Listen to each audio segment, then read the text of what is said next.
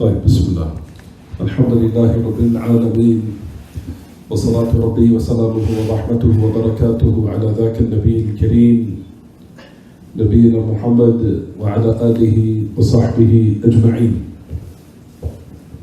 أما بعد, as we continue the explanation of Hamawiyyah by the great Imam Abu Abbas Taqiyuddin Ahmed ibn Abdul Halim ibn Abdul Salam ibn Taymiyyah al-Harrani al-Dimashqi, the one who died al-Mutawaffa sanata 728, the one who died 728 after the hijrah of our beloved Prophet alayhi salatu wasalam. Well, the time now is almost 7:30 p.m. I apologize everyone that we was facing some technical difficulties with this technology, even though the class started earlier. But inshallah we move forward. 7:28 p.m. Thursday, October 2nd, 2021. It agrees on the Hijri calendar, where I was informed that it was Rabi' with the second of Rabi' al-Thani, but technically this is later to Jumu'ah, the night of Friday, the year 1443, after the migration of our Prophet alayhi salatu wasalam. We continue this great treatise by the great Imam as we move forward. You'll find that the great Imam, he goes on to say, he said, فَإِنَّ هَؤُلَاء إِذَا دُعُوا إِلَى مَا أَنزَلَ اللَّهُ مِنَ الْكِتَابِ وَإِلَى الرَّسُولِ وَالدُّعَاءِ إِلَيْهِ بَعْدَ وَفَاتِهِ وَالدُّعَاءُ إِلَى سُنَّتِهِ أعرضوا عن ذلك وهم يقولون إن قصد الإحسان علما وعملا بهذه الطريق التي سلكناها والتوفيق بين الدلائل العقلية والنقلية ثم عامة هذه الشبهات التي يسمونها دلائل إنما تقلدوا أكثرها عن طواغيت من طواغيت المشركين أو الصابئين أو بعض ورثهم الذين أمروا أن يكفروا بهم مثل فلان وفلان أو عمن قال كقولهم لتشابه قلوبهم to the end what the great Imam that he mentions. You want to mention the translation for me very quick, Muhammad? Nice and loud.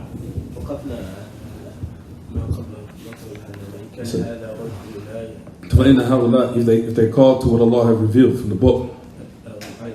Yesterday we read what was right before ending class. Right. Same. Alhamdulillah, it's all connected. Can you read it all for me? Just read it for me.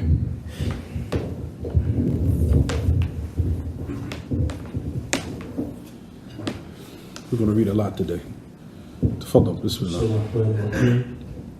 And verily this point of reference, their corrupt minds did not see the affair in nothing but severely and did not remove the different. The cause of this is that every group from among them has a tawali that yearns that they should be the judge in this affair between them, whilst they were ordered by Allah subhanahu wa ta'ala to disbelieve and reject them. And how similar is the case of the people of rhetoric with the statement of Allah to glorify the Most High? Have you not seen those hypocrites who claim that they believe in that which has been sent down to you, and that which O Muhammad, and that which has been sent down before you? They wish to go to judgment in their disputes to the Taghut, false judges, while they have been ordered to reject them. But Shaitan wishes to lead them far astray. And when he said to them, come to what Allah has sent down to the messenger, you, O Muhammad, see the hypocrites turn away from you, O Muhammad sallallahu alaihi wasallam, with aversion. Then how then, when a catastrophe befalls them because of what their hands sent forth, they come to you swearing by Allah, we mean no more than goodwill and consolation. Consultation. And verily, if you were to call them to what Allah has revealed from the book and call to the messenger after his death is a call to his sunnah, they will turn away from that and say, verily we intend the best outcome in knowledge and action with the ways that we're upon. And we intend reconciliation between intellectual and textual revelation, textual proofs. Reconciliation, but it's just to make it simple for everyone to understand. They want to gather. They want to gather between the evidences between the aqliya or the naqliya. The evidences that either agrees with the mind, and they want to gather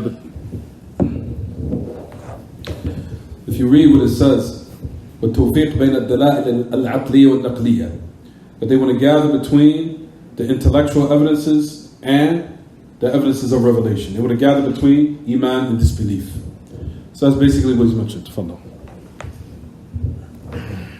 Furthermore, the majority of these doubts that they label as proofs, they only regurgitate it from the polytheists or Sabians, Tawagi, or some of those they inherited, some of those that they inherited from are those who has been ordered to be disbelieved in, the likes of so and so, from those that speak the way they speak, as to resemble their hearts.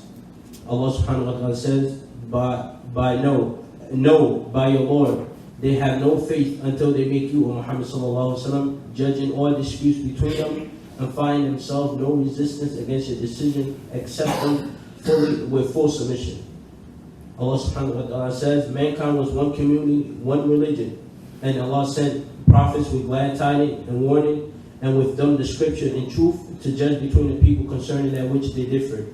And no one differed over it, the scripture, except those who were given it after the clear proof came to them out of hatred of one another. Then by His leave, Allah guides those who believe in the truth of that wherein they differ, and Allah guides whom He wills to the straight path. You want to keep reading? You have more? No. Keep reading. And what's a must from these statements is that the book cannot possibly be guidance for mankind, nor does it bring clarity, nor is it a source of healing for the hearts, for what's in the breast, nor is it light, nor is it a point of reference when different. That is because we know by compulsion that what the people of rhetoric say necessitate that the truth is compulsory to follow and believe is not alluded by the book and the sunnah, nor textually or apparently. The goal of the people of eloquence and the people of rhetoric is to derive this understanding from the statement of the Most High, and there is none equal or comparable upon unto Him. Do you know of any who is similar to Him? And by compulsion is known by any person's intellect. Anyone that implied from the creation that Allah the Most High is not above the throne, nor is He above the heavens, and the likes of these things. From this statement, do you know of anyone similar to Him? If you go back, let's go back. Shaykh al-Islam Taymiyyah rahimahullah, that he says, when كان هذا الرد لا يزيد الأمر إلا شدة. You'll find if you go back to what we read, and I think it starts how you translate it in Muhammad. when كان هذا الرد لا يزيد الأمر إلا الشدة.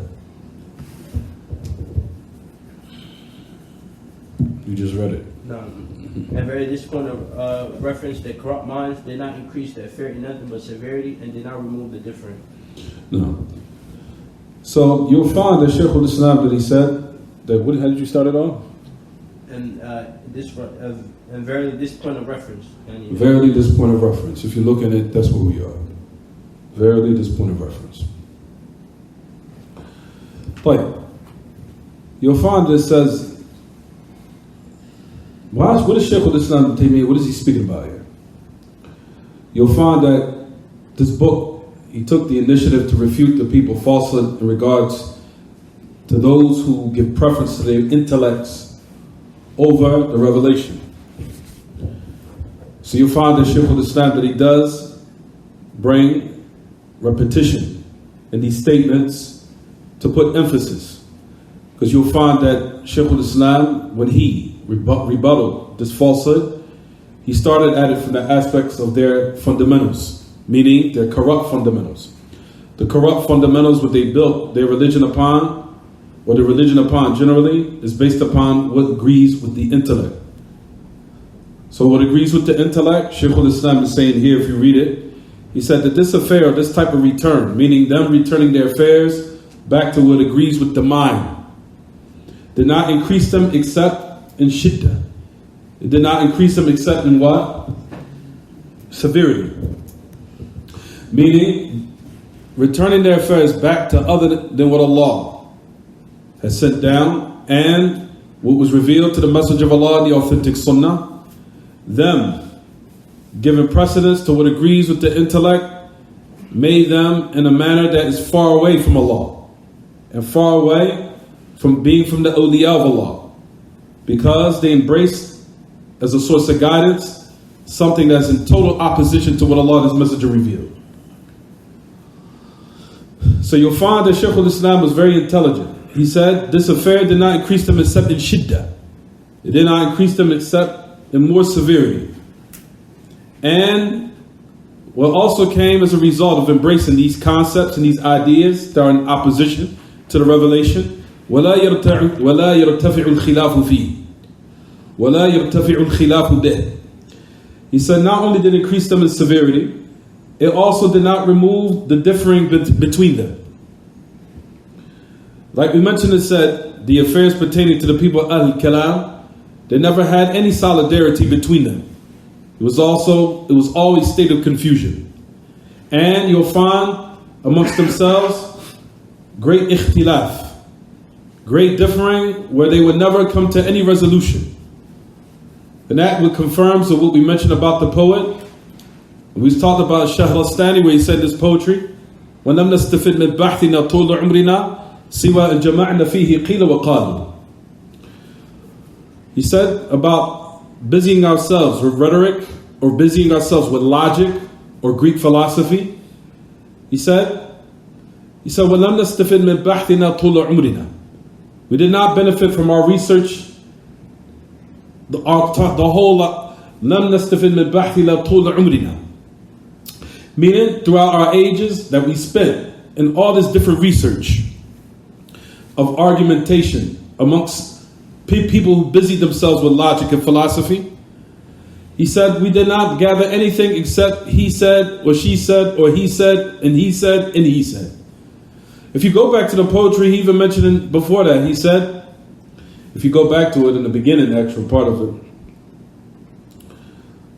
where he said in the beginning of the poetry, Shaykh al-Stani, where he's talking about the severity of busying yourselves with kalam, with rhetoric and logic and philosophy and the likes. He said about that, where he said, وَغَايَةُ دُنْيَانَا أَذَى وَوَبَالٌ. Where he said about the poetry, he said, let me just keep it summarized. He said, we did not benefit from anything of our research, meaning that we were always arguing and bickering amongst ourselves, not coming to any resolution or not drawing up any conclusion. So that's what you'll find that the ulama or so-called scholars of kalam, this is what they fell into. They took themselves, or they had taken themselves farther away from Allah, and at the same time you'll find that they did not remove differing amongst themselves. Until the point where you'll find that Shaykh al-Stani said that we just wasted our time. And that the ultimate result of busying ourselves with these affairs was instilling doubt in our hearts concerning Allah and doubting His existence. Because, like we said, all of these affairs, the ultimate result of them was ilhad at the end. The ultimate result of it was atheism. Because the rejection of Allah Ta'ala's names and attributes and the removal of them or the twisting of its meaning are all branches of atheism. That's all it is, no more, no less. There's branches of atheism, and the ultimate goal of it is the removal of the existence of Allah Ta'ala. And this is exactly what happened with the Jahmiyyah. Until they remove the existence of Allah, they said there is no outward existence. The existence of Allah is al-wujud al-dhihni. It's the existence of the mind. For verily that is what? The ultimate result of all their arguments and proofs. The ultimate consequence of it was this: ilhad, atheism. That's it. So that's what we mentioned and said. Notice that Shaykh al-Islam said about them, they were increased in severity, and it did not remove differing amongst them. إِذْ كُلِّ فَرِيقٍ طَوَاغِيتٍ يُرِيدُونَ يَتَحَاكَمُوا إِلَيْهِمْ. You'll find that Shaykh al-Islam said that every path or every method has a taghut or tawaghit. So you'll find the affairs of tawaghit we're speaking about is their so-called ulama. The ulama such as Farabi, Ibn Sina. Their scholars, notice Shaykh al-Islam described them as tawaghit. They were taghut. So notice that the affairs pertaining to taghut, that we know the definition of it is كل ما تجاوز به العبد حده من معبود أو مطاع أو من متبوع أو مطاع أو معصية, to the end of what Ibn al-Qayyim that he mentioned about what taghut means. That a taghut is everything that the slave transgresses the bounds of. Its boundaries in what? In either matbu' or what? Or muta', in either following it or obeying it or whatever you want. Or worshipping it. Ahsant. Everything that the slave transgresses the bounds in, from what is obeyed, followed, or worshipped, is a taghut. You'll find that we said that the head of the tawaghit has been mentioned in Kitab al-Tawheed. I'm going to say it quickly. Is 5. Number 1 is Iblis. Number 2 is anyone that claims to have knowledge of the unseen. Number 3, anyone that calls to the worship of Allah and they're pleased with them worshiping them. And man ubida wa huwa radin, or the one who calls to the worship of himself, or the one who judges other than what Allah has revealed, is a taghut.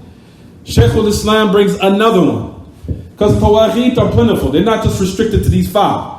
But however, what Ibn al-Qayyim mentioned is said that's the head of the tawaghit. However, there are more. From the tawaghit is those who busy themselves with the ulama al-kalam, with those who had busied themselves with rhetoric, meaning logic and philosophy, and those who engrossed themselves in it until the point where they made that the source of their guidance instead of what Allah sent down. Notice that Shaykh al-Islam called them tawaghit. So it's not just restricted to those people what we just mentioned, those 5 examples. Even though all of them are considered tawaghit. A magician is a taghut. Sorcerers are tawaghit. They're all taghut. Even those who believe or who go to those soothsayers and fortune tellers, all of those palm readers at the end of it, all of them are tawaghit. Anyone who calls to the worship of himself is also a taghut. It's not just restricted to that.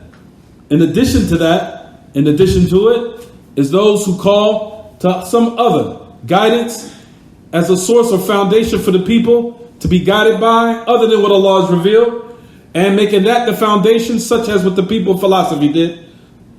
From them is those so-called mashayikh. They call them. They're not called scholars in the religion, but so-called scholars of philosophy, even though they ascribe themselves to Islam, which we'll discuss in a minute who they are.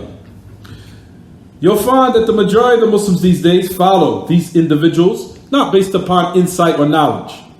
The reason why you'll find that the majority of them, or the common folk from amongst the Muslims, follow them because of taqleed. Just mere blind following, blind fanaticism. That's it. You'll find that there's no solid base knowledge or anything of substance that's relied upon. However, their mashayikh are considered tawaghit. Shaykh al-Islam, that you'll find that he mentioned in this regard, he said, if you want to now not only just put on this scale people's considered tawaghit from those who busy themselves with philosophy and logic and try to incorporate it in the religion. And we gave the examples of who they are. From them is Al-Farabi. We're going to mention them in a minute, the names, and specify them. But from them, just quickly, before I mention their full name, Al-Farabi wa Ibn Sina. Ibn Sina is very famous to this day. Very famous to this day with a lot of people who busy themselves with so-called philosophers that they ascribe to Islam, Muslim philosophers. When you say Muslim philosophers, just saying Muslim kafir, but it's saying it more in a fancy way. Muslim kafir, Muslim philosopher, Muslim kafir. How can you gather between the two? Also, Ibn Sina is very famous in what's today of Uzbekistan. His dawah is very famous there. In Uz, not Pakistan, Uzbekistan. Uzbekistan is the place of the great scholars of our religion. From them, Imam al-Bukhari. Bukhara is in Uzbekistan. And Tirmidh. and other than them. But at any rate, Ibn Sina, his da'wah is still strong. It's flourishing in Uzbekistan. It's still present. It's still present and strong. Even though he was from the Tawaghit. Even though he was from those affairs or from those people that Shaykh al-Islam had described them as a Taghut. He said they're so-called Mashayikh a Tawaghituhum. In which you'll find, let me read go on what Shaykh al-Islam said. Shaykh al-Islam then goes on and said, إِذْ كُلِّ فَرِيقٍ طَوَاغِيت. You serious?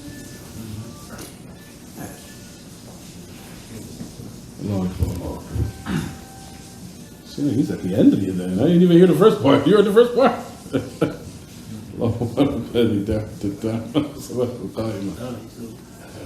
Oh, here? Oh. I didn't know. It sounded like it was at the end part of the event. Show that.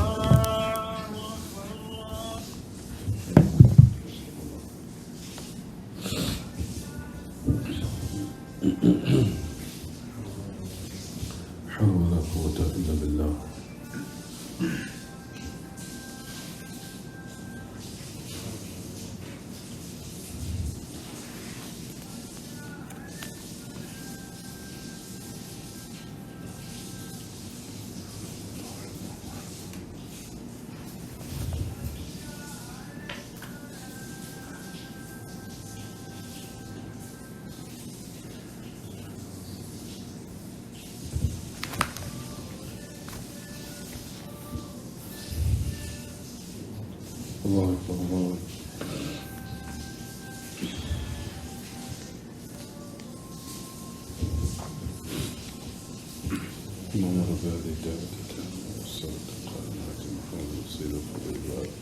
والفضيلة وضعت مقام محمود الذي وعدته.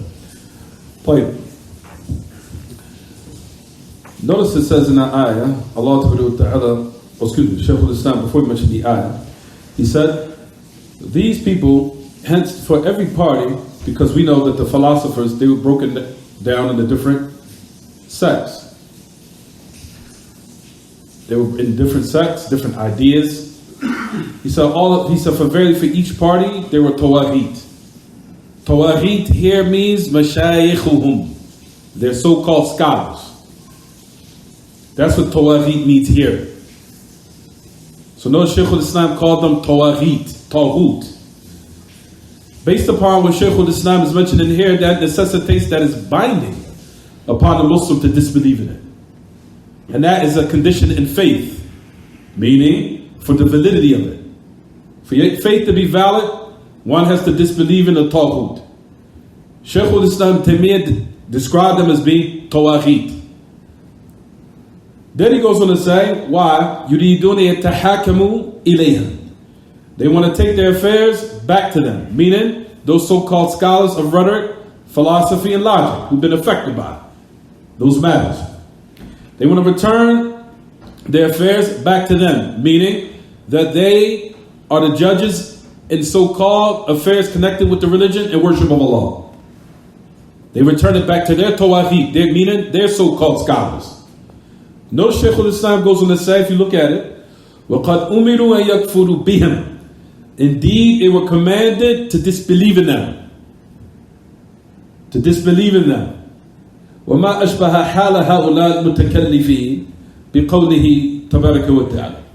Then he goes on, how strong a resemblance are these people who transgress the bounds, meaning these tawaghit from these so-called scholars, that it applies on them the statement of Allah Ta'ala in His book, subhanahu, as it comes to Surah An-Nisa. Where Allah Ta'ala says, أَلَمْ تَرَ إِلَى الَّذِينَ يَزْعُمُونَ أَنَّهُمْ آمَنُوا بِمَا أُنزِلَ إِلَيْكَ وَمَا أُنزِلَ مِنْ قَبْلِكَ يُرِيدُونَ أَن يَتَحَاكَمُوا إِلَى الطَّاغُوتِ وَقَدْ أُمِرُوا أَن يَكْفُرُوا بِهِ وَيُرِيدُ الشَّيْطَانُ وَيُرِيدُ الشَّيْطَانُ أَن يُضِلَّهُمْ ضَلَالًا بَعِيدًا وَإِذَا قِيلَ لَهُمْ تَعَالَوْا إِلَى مَا أَنزَلَ اللَّهُ وَإِلَى الرَّسُولِ. What Allah Ta'ala says in the end, we start off in the first part because I don't want to deviate too much. Allah Ta'ala says in His book, do you not see those who claim that they believe in what was revealed to you, O Muhammad, and what was revealed before you? Shaykh al-Islam is using this as a dalil to speak about them and how this ayat applies on them. So they're utilizing these matters as a source of guidance and using that as their foundation, especially in affairs that's connected with Allah Himself, which is the most greatest of affairs. That you're using your mind in order to dictate what befits Allah or what does not befit Allah. That your mind takes precedence over what Allah says about Himself. For those people busy themselves with those matters are called tawaghit.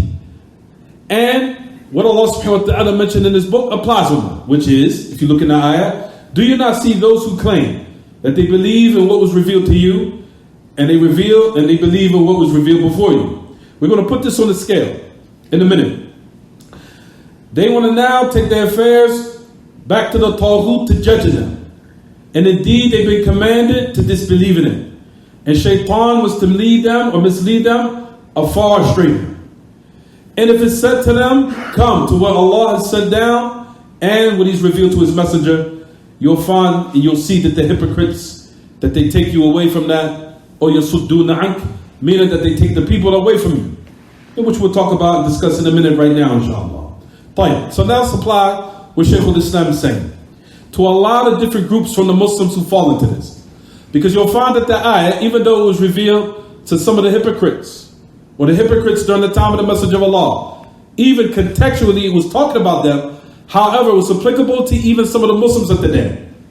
Not saying that they're hypocrites, specifying that they're hypocrites, but however, falling into what Allah subhanahu wa ta'ala said is also applicable to them, even though we don't specify to say so-and-so is a hypocrite. However, the ayah is still speaking about those who embrace the affairs that oppose what Allah has revealed. Also is considered what? A taghut, in which the people take their affairs back to, is considered what Allah subhanahu wa ta'ala prohibited. Highly in this ayah. What does it say, everyone? So now let's put it on the scale. Allah subhanahu wa ta'ala says, did you not see those who claim of those who believe? Bima unzila ilayk, wa ma unzila min qablik. Of what was revealed to you and what was revealed before you. What do you mean? Who are we speaking about? Meaning, do you not see or look to those, meaning the people who busied themselves with rhetoric? Do you not look to them and they claim that they believe in Allah, and they claim they believe in what was revealed to you and believe it was revealed before you, meaning that they're Muslims. They say La ilaha illallah, Muhammadur Rasulullah, and they claim that they believe, and they claim that they believe what was sent down. However, they fell into something that Allah subhanahu wa ta'ala prohibited. Is that what? You take your affairs back to this, which is what? Your mind, your aqliyat. You make that the judge in the affairs. So that means this ayat applies to you. That's number one. Number two, it applies also. Men who are called legislative members inside of politics, who legislate laws. Those also, for them, applies the ayah. Do you not see and look, O Muhammad, that those who claim that they believe in what was sent down to you and believe in that was sent down before you, meaning that don't you not look to those people who are legislative members of the what? Of their so-called House of Parliament, where they gather together and make those laws and legislate them in order to govern the lands by. That those laws are in opposition to what Allah and His Messenger sent down, the ayat applies to them exactly. That's why the affair is very dangerous. To busy yourselves within politics, especially what's connected with the non-Muslim politics. Why? Because they all gather together, they come with legislations. Those affairs are the most dangerous. Because the mere fact that one follows an individual and those legislations has left the fold of Islam and committed major polytheism, what about the person who actually made the law itself? What do you think that his sin is? That's even greater on a higher scale in magnitude. So you'll find that the great ai that when they were speaking about this ayah, Surah An-Nisa, they said, do you not look, O Muhammad? They applied in that ayah to those who make their foundation kalam, who make their foundation, what everyone? That they make their foundation rhetoric, they make their foundation logic, they make their foundation what? Philosophy. Anything that agrees with the mind, that's what we affirm for Allah. Anything that opposes the mind, even if Allah said it about himself and Allah negated it, we still affirm it for Allah, regardless. Because our minds can take precedence over what Allah subhanahu wa ta'ala and His Messenger say.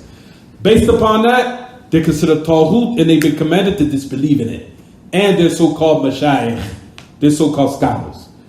And we add on to that same scale, rijal al-tashri', members who call legislative members, or men that legislate laws, also fall under this ayah. They are, because we know those who legislate laws is of the utmost of what? Of danger. Notice that what also falls under them, what applies to them is this ayah. Also, the third party that applies to this ayah, number 3, everyone. Number 3 is kibar al-mutasawwifa, the heads of the people of Sufiya, who are called also from those heads who are considered tawaghit. Why? Because the people are worshiping them. Those people who are now worshiping them and raising them above the level of what? Not only above the level of prophets and messengers, rather you'll find that they think Mawla or Walaya is on a higher level than Nubuwah. You'll find from the Kibar al-Tasawwuf believe that being a Mawla is on a higher level than Nubuwah. And you'll find that they say that the Sharia, that the affairs pertaining to the religion breaks down to 2 categories. Number 1 is a Sharia, وَهَذَا يَصْلُحُ لِعَامَةِ الْمُسْلِمِينَ لَا لِلْخَوَاصِ, that the affair pertaining to the Sharia which Allah sent down, that's only for the common folk, for the Muslims. That's not for the so-called what? The special, exclusive people. Rather, there's another affair that's higher than that level of Sharia, which is called haqiqah, which is called the true reality, which is absolute nonsense. And those who believe that, the whole goal is to ultimately what? Commit kufr and leave the fold of Islam. Those affairs from the Kibar al-Mutasawwifa, who fell into this, from the major scholars of the Sufis, also applies to them the same ayah. And those who also call the people to worshiping them and saying that they know the unseen and say that they forgive sins, all these affairs are applicable to them. Where you'll find that they're so-called murid, that they take their affairs back to them to judge it. Those affairs also apply to the ayah. So it's not just applicable to what Allah has sent down in this particular ayah, specifically about the hypocrites, but it's applicable for all of those Muslims that fall into it. From them, the ulama al-kalam, those who rijal al-tashri', for those legislative members, in the so-called parliament, they also come with man-made laws and protocol, and they govern the lands by, and it's in opposition to what Allah, His Messenger set down, or also have fallen into this what? Prohibition in this ayah, which is extremely dangerous. And also from the heads of the Sufiya. This is also applicable to them. So you'll find that Shaykh al-Islam, what he said, is exactly in its place. He saw all of them, if you was to ask every single Muslim right now, of those people we're speaking about, if you was to ask them what Allah said in his book, they all claim Iman. We're all Muslimun. We believe in Allah was sent down. We believe in Muhammad sallallahu alaihi wasallam. We believe what was sent down to him directly, what was sent down before. However, what did they do? يُرِيدُونَ يَتَحَاكَمُوا إِلَى الطَّاغُوتِ وَقَدْ أُمِرُوا يَكْفُرُوا بِهِ. They take their affairs back to the Taghut to make their judging it, meaning that they take it as a source of guidance. That's even worse. To take something as a source of guidance, and that's gives precedence. For example, like we said, those people who now so-called say that they believe in the books that was revealed before, you'll find that all of them say this. From all those 3 sects that we just mentioned. Allah subhanahu wa ta'ala said that indeed they were commanded to disbelieve in it. Disbelieve in what, everyone? The Taghut. For all the different types they are.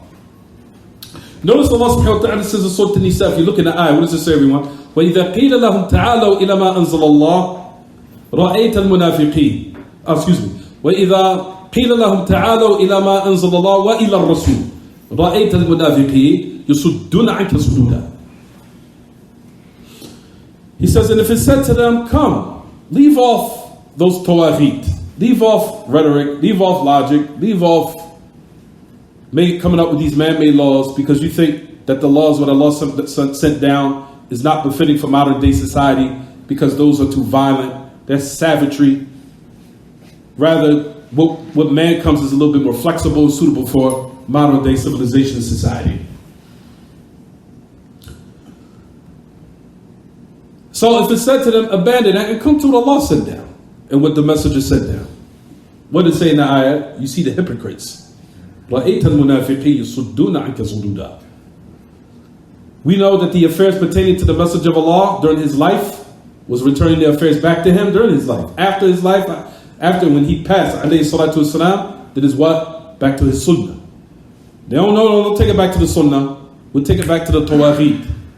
To those people who are from the afsaq nas. وَمِنْ أَسْوَئِهِمْ وَأَرَاذِلِهِمْ. The most despicable people. The most lying of them and the most filthy of them as far as they believe. You take your affairs back to them in order to so-called make laws and to what? And to also allow that to be the judge and the governor of all lands. So those are the affairs that we're speaking about now. Play. Notice that Allah Ta'ala says in this book, if it's said to them, abandon those ways. Come to what Allah sent down. He says you will find that the hypocrites, that how you translate the Muhammad, that ayah?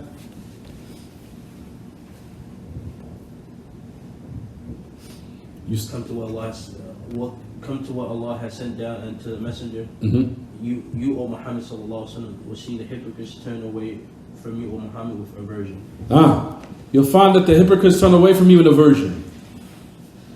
Turning away from you is exactly what applies to all of these people. Even though they ascribe themselves to Islam. However, these affairs are, like we said, everyone is extremely dangerous. To the point where Allah subhanahu wa ta'ala says about them, and this type of path they've embarked upon, He says, Shaitan, that he wants to misguide them, are far stranger. After he has mentioned it, said, come to what Allah has sent down and suffice what was revealed in Revelation. And suffice with that. It's enough. Leave off all these other affairs that the origins of it are pagan or foreign or from the people of the book. Because that's where all these affairs come from. We said that philosophy extent came from where everyone? From the philosophers. Came from the Greeks. The origin of it came from the people of the book, the Romans, the Greeks, the Hindus. All of them also affected from Tasawwuf. The background of Tasawwuf is pagan. It's paganism, as we talked about. It's a mixture, as we said yesterday. It's a mixture of Hinduism. It's a mixture of Sikhism. And it's a mixture of Hinduism. And they brought it together, and it became a melting pot of kufr. And they came with a bunch of bid'iyat, a bunch of filth, of grave worshipping, which is connected with the Rawafid, and the list goes on and on. Anyway, but that's just to suffice for what you just mentioned. All these affairs are what you'll find, and Rijal Tashri'a, we don't even get to that. I don't have to talk about that as far as the laws of it. Yeah. But anyway, for those affairs of what we're speaking about, the origin of these affairs are all foreign. They have no connection with Islam. Whether it be rhetoric, whether it be philosophy, whether it be tasawwuf, all of it is paganistic ways where it stems from. Paganistic backgrounds, and it comes from the people of disbelief, a lot of it, if not all of it. So why would we want to follow a way that its origin are all foreign? It has no connection with Islam. That's what Shaykh al-Islam keeps what? Repeating here. That's what he keeps mentioning. He said, now if it's said to these people, come to what the Messenger of Sallallahu what was revealed to him, he said you'll find that they what? Remove the people in aversion. Taking the people away from what's authentic and embracing that as the truth and sufficing with that. Telling the people to leave it off, abandon it.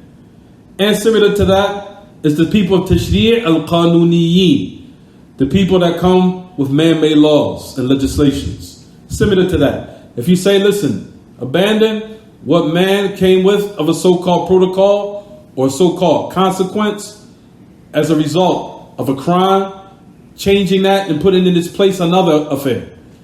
For a person to now sit in jail for 50 years or 60 years, removing the affair which Allah legislated as a punishment, and you coming with something else in your mind, thinking it's more flexible and suitable for what?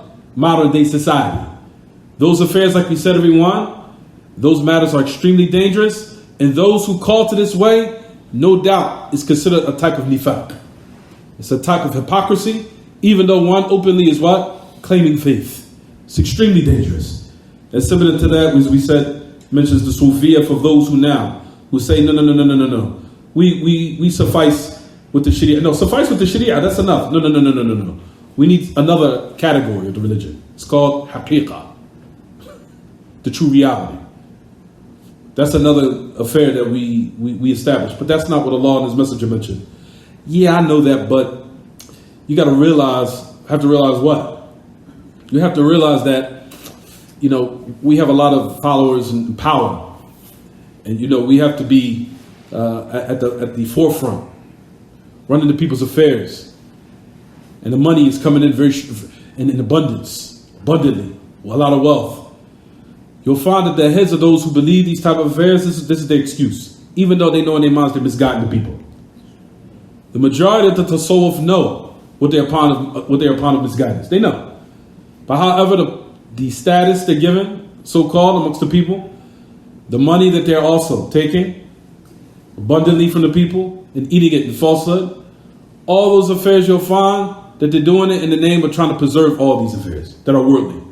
The majority of people that go astray, they want to preserve their worldly matters and their status and their respect and their reverence with the people. Even though in the back of their mind they knowing that they what? They fall in the wrong and they fell in the error. And they're misguiding the people and calling them to the hellfire. So anyone that now worships Allah with so-called adwaq, of what I feel, of what and also mukashafat, of visions, as premonitions, that you worship Allah ta'ala, by so-called premonitions. All these affairs, like we said, are rejected. And to the point where Allah ta'ala even mentioned and said, فَكَيْفَ إِذَا أَصَابَتْ مُصِيبَةً. How would they be if they've been afflicted, or if affliction befalls them, due to what their hands have put forth? And then we'll discuss also, brothers and sisters, as Ibn al-Qayyim mentions in his book entitled Al-Risala al-Tabukiyah, that he said that all of the evil in the dunya, he said, كُلُّ شَرٍ فِي الدُّنْيا, all of it is because مُخَالَفَةُ الرَّسُولِ صلى الله عليه وسلم.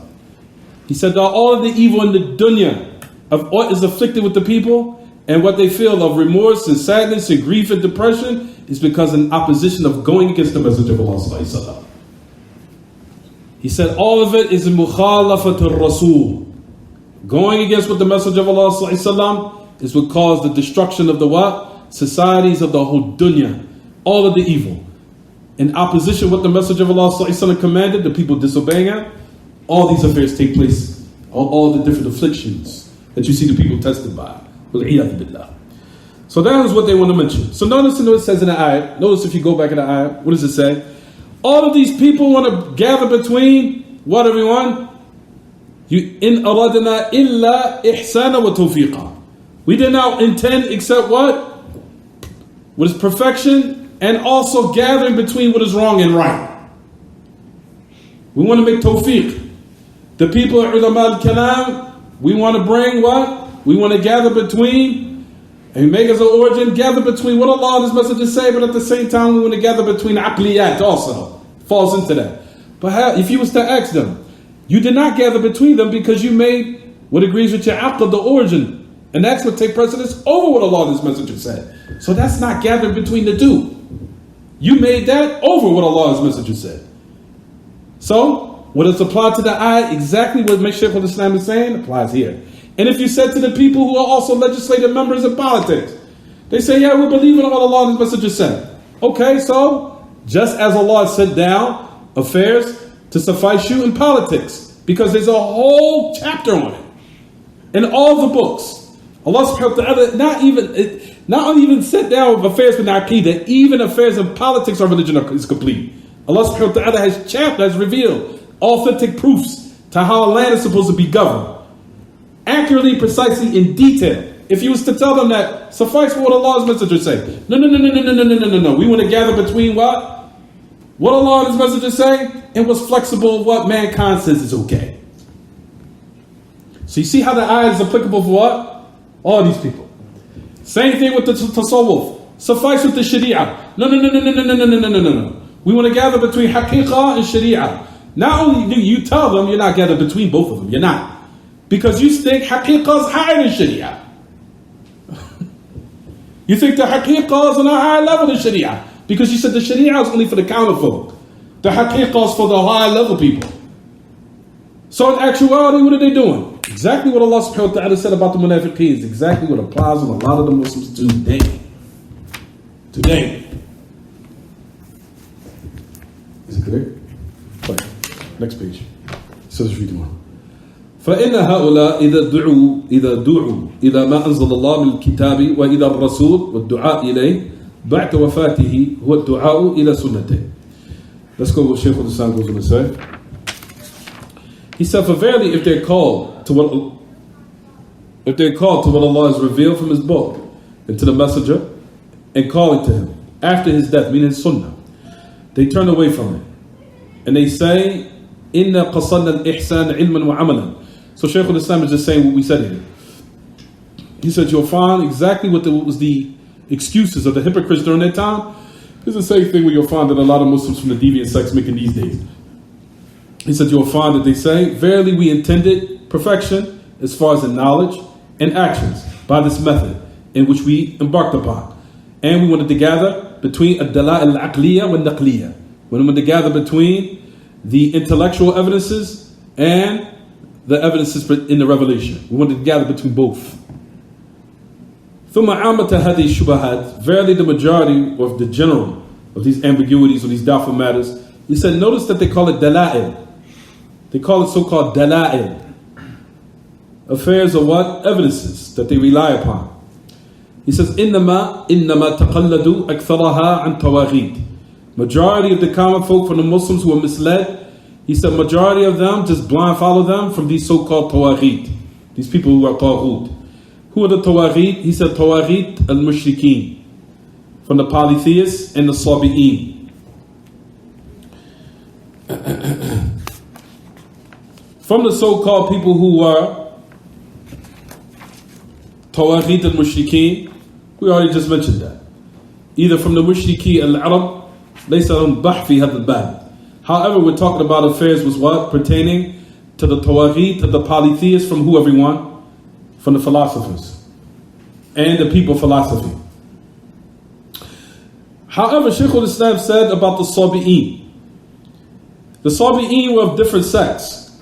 Even they broke down into different ones. You'll find from the sabi'ah or the sabi'een. Shaykh al-Islam said that they were from the sabi'een. What does this say? No.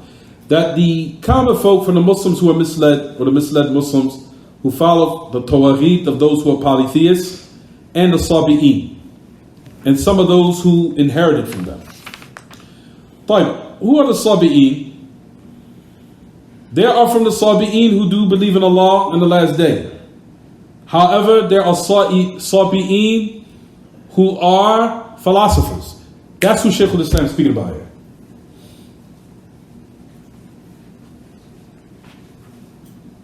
He's talking about those who are what? Followed the philosophers. Well, hence the sabi'un break down the numerous sects. But all of them are upon kufr. However, he's speaking about those who've been affected by what? Falsafa. That's what he's speaking about. He said, oh, ba'ta warathihim. He said, or some of their inheritors. We just mentioned that. Some of the inheritors from who the Muslims inherited from, meaning from the people of Greek philosophy. So they inherited all this misguidance from them. Then you'll find that some of them even call themselves Islamic philosophers. This is what I'm going to speak about now. From those so-called Islamic philosophers are called Abi Nasr al-Farabi. Abi Nasr al-Farabi. Then you have Ibn Sina. Ibn Sina. Then you have al-Kindi.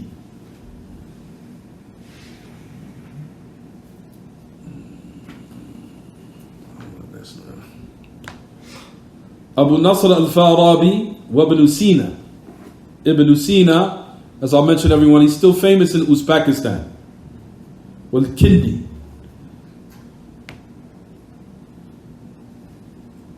These are their professors and these are their so-called mashayikh. Their Shaykh al-Islam mentioned about them that they're what? Tawaghid. Tawaghid that were affected by Greek philosophy.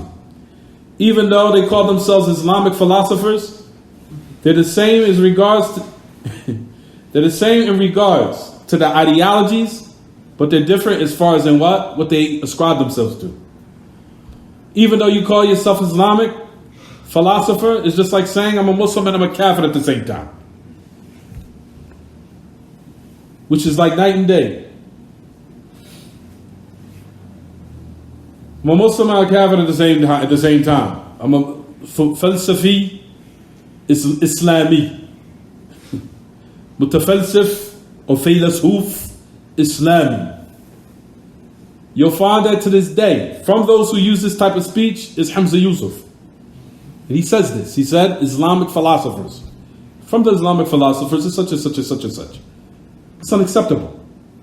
There's no such thing as Islamic philosophers. There's no such thing as Islamic thinkers. Islamic thinkers, Islamic philosophers. It's like saying Kafir and Muslim at the same time. And if you say Islamic thinker, it's as if you're saying that Islam is open for criticism because there's some falsehood in it. There's some discrepancies in it. Based upon that, you'll find that they ascribe, as far as in the ideology is one, in the ideology, but the ascription is what? Is different. That even though they call themselves mutafalsif, Islami, you ascribe to Islam, but your ideology is the same as those of who? The philosophers. It's all one. So those are the affairs that we want everyone to what? Focus on. But the aqeedah, what they're upon, agrees with what they are upon. Shaykh al-Islam during his time, as we said, everyone, notice he said, mithlu fulan or fulan, similar to so-and-so and so-and-so. He generalized here. Why? During his time, you'll find that Shaykh al-Islam in some of his books, in a lot of his books rather, he gives names, specifies them, who he's speaking about. He does. Sometimes he might have generalized in this particular context, due to the fact that he was threatened by some of them, as far as in them killing him and threatening his life. The affair became very dangerous. His life was threatened. Even though in most cases you'll find he did specify their names. And who he's speaking about, he was direct. For example, the book called what they call Al-Rad' al-Bakri. Al-Istighatha billah fi Al-Rad' al-Bakri. His whole book was entitled Al-Rad' al-Bakri. That was the name of his book. What you got? Oh. His Rad' al-Bakri. Oh, I'll go to that right now. Al-Rad' al-Bakri, which I'll discuss at a later time, inshallah. Notice he mentioned his name. And a lot of other places he mentioned names of people who he refuted. Here in this particular context, he says similar to someone, so-and-so. He didn't give the name here, as we mentioned it said, due to the fact that there was a ma'rakah, there was a battle that was taking place at the time. The name that was not needed, but Shaykh al-Islam Taymiyyah in another book mentioned the name, even though he generalized it here and didn't mention it. So if it reaches a certain level, which shows that the hikmah, the wisdom, if it's appropriate, of course, mention the name. Mention who it is when the time is right. The time is right, mention the name. Don't hide it. The truth needs to be known, say it. If it didn't lead to that, you'll find, especially when one's life is threatened, especially here in this particular context, he generalized it. Because of the severe war and the battle that was taken between him and those who he was discussing their falsehood with, which was the greatest fitna of Shaykh al-Islam of his time, even though he refuted all the sects. Who was who, everyone? The Asha'ira. It was the Asha'ira. That was from the most dangerous of the groups in which he was refuting during his time. Why? Because the majority of the Muslims during their time thought they were Ahlul Sunnah. That's the reason why he focused on them in a lot of his refutations, due to the fact that a lot of the Muslims thought that they were from the people of truth. And he made it his focus, he made it his business to focus on them more than a lot of the other different sects, even though he refuted all of them. And all of them gave him a hard time, especially from the Sufis. But however, you'll find that he focused more on the Asha'ira, and he took a lot of time in order to criticize and also show their mistakes in order for the Muslims to believe firmly that they're not from Ahl Sunnah. He has a book that's entitled Ta'arud al-Aql wal-Naql. Ta'arud al-Aql wal-Naql. Rejecting the notion that the intellect came to oppose the human mind. Rejecting and removing the notion that the intellect came to oppose the revelation, to oppose the revelation, or that the mind came to oppose and reject the revelation. Removing that notion. The majority, if not the whole book, is against the Ash'ari. And it's like an encyclopedia. Even to the point, if you used to get the book right now, it's Ta'arud al-Aql wal-Naql is about this much. About that many books. You'll find that Ibn al-Qayyim, that he said in his poetry, he said, اقرأ العقل والنقل الذي ليس له نظير ثاني. All of it is a refutation against the Ash'ari. He said, اقرأ العقل والنقل الذي ليس له نظير ثاني. Read the Aql and Naql. He said that there is nothing similar like it.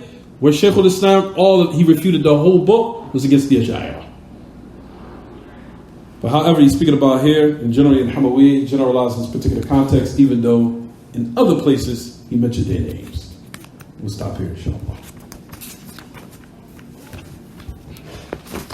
Any questions about the lesson? Anything about the lesson?